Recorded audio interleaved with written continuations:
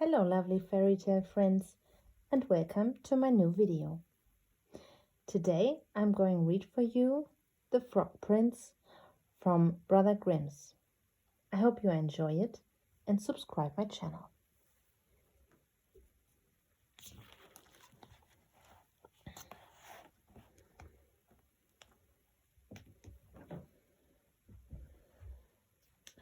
It was a hot summer's evening and the princess had found a shady spot among the trees beside a deep blue pool.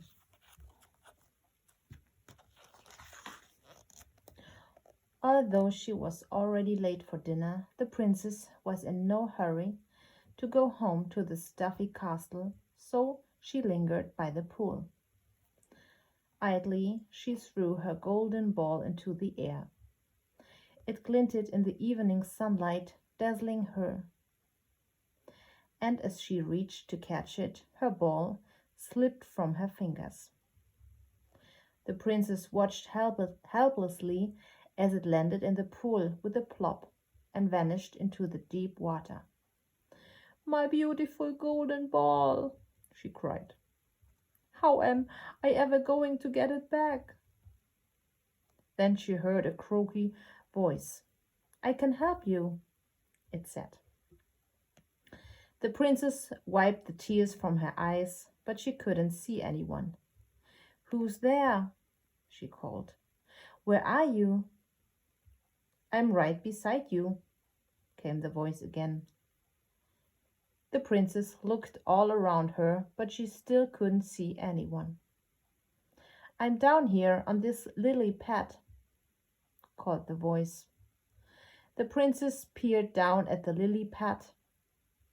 "Oh, an ugly slimy frog," she gasped.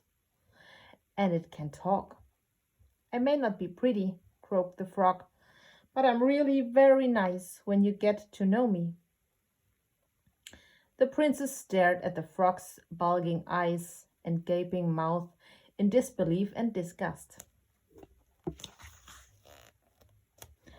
"I can get your ball back for you, princess," the frog continued.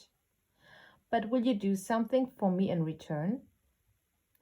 "I'll do anything you want," she replied. "I give you my pearls, my jewels, even my crown." "I don't want any of those things," said the frog. "All I want in the world is a friend. But when you're an ugly, slimy frog, no one wants to know you. If you promise to be my best friend, take me to your castle, let me eat at your table and sleep on your pillow. Then I get your ball back for you." How ridiculous, thought the princess. Who ever heard of a princess with a frog for a friend? But to the frog she said, "I promise." So the frog dived into the water. There was a huge splash and rings of ripples spread out across the pool. The princess waited and watched as the ripples became smaller and smaller, until the water was as smooth as glass. She was about to give up and go home when the frog burst out of the pool with her ball. "Ta-da!" he croaked triumphantly, laying it at her feet. "Thank you!" cried the princess. She was so excited to have her precious ball back that she picked it up and ran straight home, without giving the frog a second glance. The frog hopped after her as fast as he could. "Wait for me, I can't keep up," he called. "Take me with you to the castle as you promised." But the princess had already left him far behind. Back at the castle, the princess forgot all about the frog and sat down to dinner with the king and queen. They were about to start their soup when they heard a knock at the door and a croaky voice calling. "Princess, it's your friend here for dinner. Please let me in." The princess went to open the door, But when she saw the frog sitting on the doorstep, she squealed in disgust and slammed the door in his face. "Who was there?" asked the queen. "Oh, it was no one," lied the princess, shifting nervously in her seat. The king looked at her sternly over his spectacles. "Now remember what I've taught you," he scolded. "Princesses always tell the truth." "I'm sorry, father," sighed the princess. "But it's only a horrible, slimy frog that wants to come in. And the dinner table's no place for pond life." "Why's he here then?" asked the queen. "Well," began the princess, "I dropped my golden ball in a pond earlier. The frog said he'd get it back for me if I promised to be his friend and bring him back here for dinner." "And did you promise?" asked the king. "Yes, father," she answered. "How many times do I need to tell you? Princesses always keep their promise, and that includes you, young lady." "Sorry, father," muttered the princess, hanging her head in shame. And princesses are always polite to their guests. The queen joined in. "Don't leave the poor frog waiting outside. Let him in." And so the princess reluctantly opened the door and went back to her seat. The frog hopped in behind her and waited at the foot of the table. Then he called, "Princess, please let me up so I can eat with as you promised." The princess hesitated. The thought of having an ugly frog at the table was making her feel slightly queasy. But the king gave her another of his stern looks. So he pulled up a chair and piled it high with cushions. Then she scooped up the frog and dropped him onto the chair with a shudder. The frog made polite conversation and tried not to make a mess as he lapped up his soup with his long tongue. He slurped his stew and gulped down his dessert as daintily as he could. "Please excuse my table manners," he said, "but frogs can't use knives, forks, and spoons." The king and queen said they didn't mind at all, but the princess was so disgusted that she barely touched her food. After the dishes had been cleared away, the frog hopped down from the table. "That was delicious, thank you.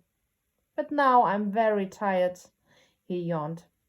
"Princess, please will you take me to your room so I can sleep on your pillow as you promised?" Again the princess hesitated. She didn't want a cold, slimy frog anywhere near her pillow. But a princess always keeps her promises, and she didn't want another of her father's looks. So she picked up the frog and wearily climbed the stairs. But when they got to her room, the princess couldn't bear to let the frog on her nice clean bed. So she put him down in the darkest corner of the room instead. "You can sleep here, frog," she said. "No, I'm off to bed." The frog watched forlornly as the princess climbed into her soft bed and pulled the downy quilt over her head. "Princess, I thought you were going to let me sleep on your pillow and be my best friend," he said, and his voice cracked with disappointment. Lying in her bed, the princess began to feel ashamed of the way she had treated the frog and for breaking her promise to him. "He may be ugly and slimy," she thought to herself, "but she was kind to me, and I haven't been very friendly in return."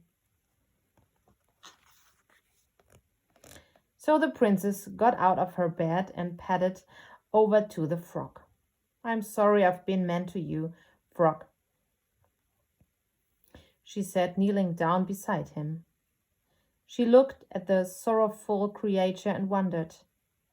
Maybe a princess and a frog can be friends after all. Gently, she scooped up the frog, carried him over to the bed, and placed him on her softest, plumpest pillow. "You can sleep here, frog," said the princess soothingly, "and I will be your best friend. I promise." But the instant the princess had spoken, there was a deafening boom, a blinding flash, and a puff of smoke. The frog turned into a prince. He was tall and handsome, with sparkling green eyes and a kindly face. The princess jumped back in fright, rubbing the stars from her eyes. "Please don't be alarmed," said the prince. "I don't mean you any harm. First you're a frog that can talk, now you are a prince. What are you doing to return into next?" exclaimed the princess. "This is the strangest day I've ever known. Or is it all a dream?" "No, it isn't a dream," replied the prince. "I really am a prince, and a very handsome one at that," sighed the princess, gazing into his eyes. Just then the king and queen burst into the room, almost tripping over one another in their haste. "What's all the commotion?" asked the king, straightening his spectacles. "We heard a terrible noise. Is something the matter?" the queen asked anxiously. Then they noticed the prince. "Who are you?" they asked in one voice. "And what are you doing in my daughter's bedroom?" demanded the king. He gave the prince one of his sternest looks. "Explain yourself, young man." And so the prince told them all his story. "I come from the kingdom on the other side of the forest. One day I was out walking when I came upon a glade where a wicked witch was busy casting spells.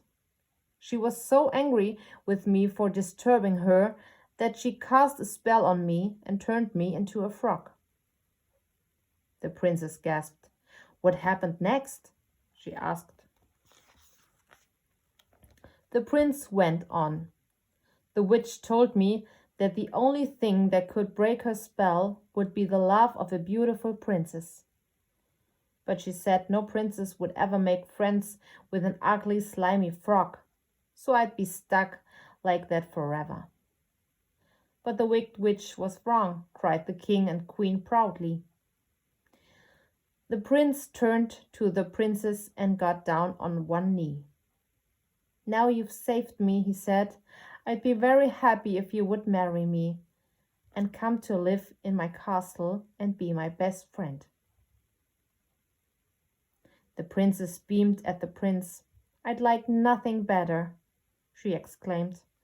"Besides, I've already promised to be your best friend, and everyone knows that princesses always keep their promises."